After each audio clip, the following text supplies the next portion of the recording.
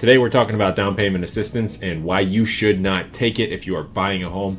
And this one might be a little bit of a shorter video because I've only got one page of notes. However, I am known to go off on tangents, so let's see what comes of it. Now, my name's Sam Oler and I'm a realtor in the greater Cleveland area. I run a team out here who helps people relocate from all over the United States. So if you're starting to think about moving over to the Cleveland area, hit me up. We've got programs that are going to make your life a lot easier when you're moving. And this video is a little bit more broad, so if you're starting to think about moving anywhere in the country, you can reach out to us and we'll get you hooked up with a realtor that we trust. So no matter where you're moving, we'll be able to help you out. But back to the video. Today we are talking about down payment assistance and why you should not be using it when you are buying a house. And in my honest opinion, these programs are garbage right now just because it is just another loan that is built into your mortgage that you have to pay monthly over the course of 5 years. When you take on these loans, you're putting yourself in a pretty risky spot that I would not suggest doing because one, it's upping your monthly payment, and two, because if you have to sell your house within a relatively short amount of time, you're not going to have any equity in it because you did a zero down payment with that down payment assistance. When it comes time to sell that house, you are going to have realtor fees, you're going to have title fees that are going to be associated with selling it. And if you have no equity to work from, you're going to have to pay out of pocket for it. So that's a brief overview of why they suck, but let me dive a little bit deeper. Now, they call it down payment assistance because it does actually help you get into a home.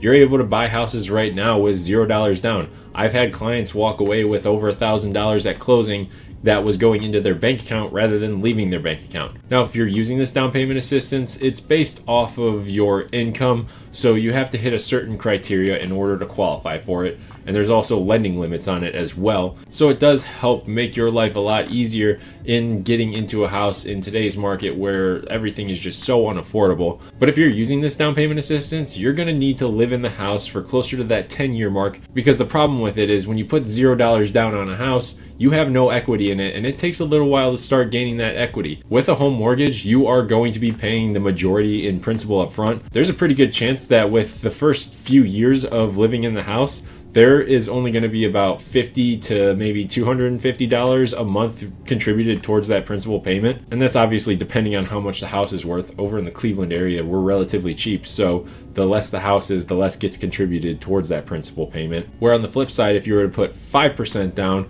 you would already have some immediate equity in the home, which would position yourself a little bit better. Ideally, if you're buying a house, you want to be at that 20% mark, but that's not totally feasible. And in my opinion, it's better to get into the market sooner rather than later. But by not having any equity in the house that you're stuck maintaining and keeping up with and having to make sure that it stays in good condition, it's a super risky thing to do. Now, not only is there down payment assistance, but there's another form of help that is out there that will allow you to buy down your rate. If you're thinking about buying down your rate, there's a few ways you can do it in a smart manner. The first one is to make sure that it is not a variable rate. So what I mean by that is, say you get quoted a 7% interest rate, and if you buy it down, it'll be 5% for 1 year, 6% for the next year, then 7% for the last 28 years of the loan. Now, if you're doing something like that, which is adjustable and is part of the reason why it crashed in 2008, then you're going to want to keep in mind that if you cannot afford that 7% payment now,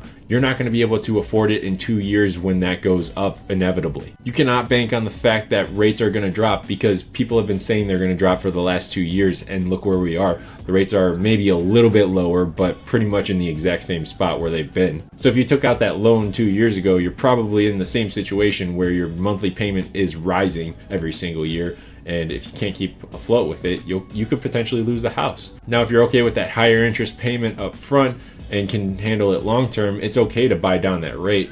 But the best thing that you can do is buy your rate down permanently. It's going to cost you a little bit more money overall, and it may be a little bit higher than that initial rate on the temporary buy down. But the nice part about it is it's still saving you a little bit as far as interest goes, but you're getting it for a fixed 30 years and you do not have to worry about it changing at all.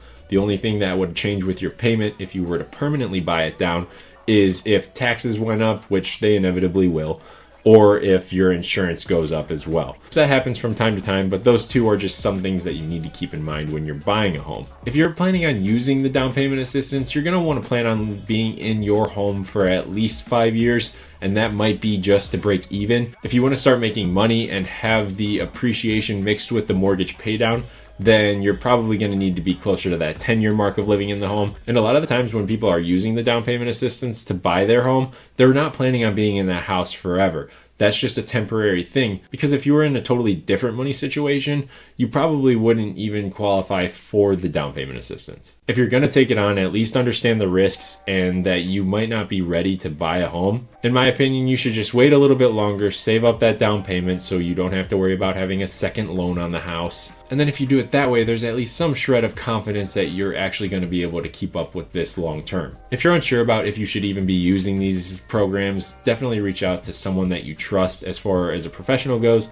I'm around if you want to pick my brain, or if there's a lender or someone else that you trust, you can reach out to them as well and see what their opinion is. Now, it's not all doom and gloom as far as my view of this assistance goes. I have trouble promoting programs that don't add a significant amount of value to my clients. So like I said, you might have a totally different view of it. I personally have a negative one, but that view could potentially change to a positive one if they were to roll out some sort of program that was maybe a grant rather than a secondary loan. If it were a grant, you wouldn't have to pay it back, and that would still count as equity towards it. Maybe these grants could be for first-time home buyers, or the grant could work for something similar to the Homes for Heroes program, where if you're a nurse or a medic, a teacher, a firefighter, just someone who helps the community in general, you could potentially get a grant that will help you with that down payment that you don't have to pay back. That would make a lot of sense to me personally, and it would still help with housing affordability, which in reality, the affordability is the problem nowadays, at least in most parts of the country. At least in Cleveland here, we're still relatively affordable to be able to get into a house off of the regular salary that is our average income. But everything that's being talked about right now with getting more houses, that's not going to help with the prices of everything or making it more affordable. The amount of demand that we currently have mixed with the amount of houses that it is possible to build is just not gonna happen. So if you have the means, buy a house now while you can, while it's still cheap, but make sure you do it in a smart manner and make sure that you are absolutely ready for it. So I at least hope this helped you in some sort of way, seeing my perspective on the down payment assistance,